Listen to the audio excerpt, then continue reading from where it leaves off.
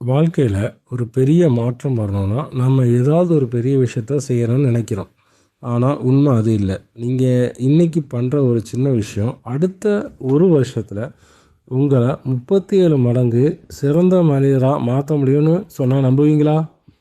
James கிளியர்னு ஒருத்தர் ஒரு அழகான வாசகத்தை சொல்லியிருக்காரு. அதாவது, பழக்க வழக்கங்கள் என்பது சுய முன்னேற்றத்தின் கூட்டு வட்டி என்று. பணம் எப்படி வட்டிக்கு மேலே வட்டி ஏறி ஒரு கட்டத்தில் ஒரு பெரிய தொகையாக மாறுமோ, அதே மாதிரி நீங்கள் தினமும் செய்கிற 1% முன்னேற்றம் ஆரம்பத்தில் கண்ணுக்கு தெரியாது. ஆனால் காலப்போக்கில் அது ஒரு பிரம்மாண்டமான வெற்றியாக மாறும். நம்மளில் நிறைய பேர் ஏதோ ஒரு வேகத்தில் ஜிம்முக்கு போவோம், இல்லைனா புதுசாக ஒரு விஷயத்த ஆரம்பிப்போம். ஆனால் 2 வாரத்தில் ரிசல்ட் தெரியலன்னு விட்டுடுவோம். ஏன்னா இந்த கூட்டு வட்டி முறை வேலை செய்கிறது கொஞ்சம் காலம் எடுக்கும். அந்த பொறுமை நம்மக்கிட்ட இருக்கிறது இல்லை. இந்த வீடியோவில் எப்படி வழக்கங்கள் சுய முன்னேற்றத்துக்கான கூட்டு வட்டி என்பதை உணர்த்துகிற ஒரு கதையை பார்க்க போகிறோம். ஒரு ஊரில் ரவி ரமேஷ்னு நண்பர்கள் இருந்தாங்க. 2 பேருக்குமே 30 வயசுக்கு மேலே ஆயிடுச்சு. அப்போ அந்த 2 பேருக்கும் ஒரு ஆசை வந்தது, நம்ம ஏன் வயலின் கற்றுக்க கூடாதுன்னு. அப்போ அந்த 2 பேரும் வயலின் கற்றுக்க 2 பேரும் வயலின் வாங்கினாங்க. இந்த ரவியோட கேரக்டர் என்னென்னா, எதை பண்ணாலும் பெருசாக பண்ணணும், உடனே பண்ணணும் ஆசைப்படுவான். அவன் ரவி என்ன செஞ்சான்னா, ஒரு சாட்டர்டே சண்டேயும் 4 மணி நேரம் வயலின் வாசிக்க ஆரம்பித்தான். முதல் 2 வாரத்துக்கு அது கை விரல் ஒடிகிற அளவுக்கு வயலினை வாசித்தான். ஆனால் 3ஆவது வாரம் சில வேலைகள் வந்தவொடனே அதை கைவிட ஆரம்பித்தான். 2 மாதத்துக்கு அப்புறம் வயலின் அதோட பெட்டிக்குள்ளே முடங்கி போயிடுச்சு. ஆனால் ரமேஷ் அப்படி இல்லை. அவன் கொஞ்சம் அமைதியான வழியை தேர்ந்தெடுத்தான். அதாவது அவன் என்ன செய்கிறான்னா, டெய்லி நைட்டு 15 நிமிஷம் வயலினை வாசிக்க ஆரம்பித்தான், பெட்டுக்கு போகிறதுக்கு முன்னாடி. அதாவது ஒரு நாளைக்கு 24 மணி நேரத்தில் 900 செகண்டை அவன் அந்த வயலின் வாசிக்கிறதுக்கு கொடுத்தான். இது பார்க்கறதுக்கு சாதாரணமாக தெரியலாம்.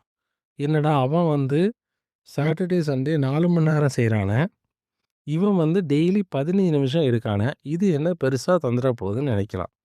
அந்த முதல் 3 மாதம் ரவி ஜெயிச்ச மாதிரி தெரியும். ஆனால் ரமேஷோட இது வயலின் வாசிக்கிற திறமை எப்படி முன்னேறும்னா, 4ஆவது மாதத்தில் அவனோட அந்த வயலினில் இருக்க ஒயர் அவன் கைக்கு பட்டு நூல் மாதிரி தெரியும்.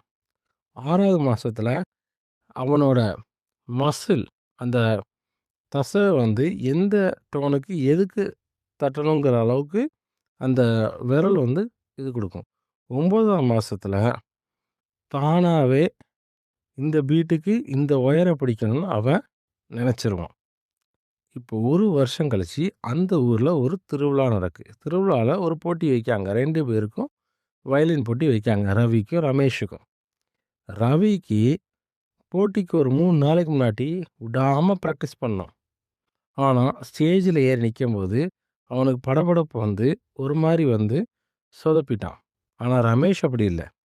ரமேஷ் ரொம்ப கூலாக அவனோட வயலினை வாசித்தான்.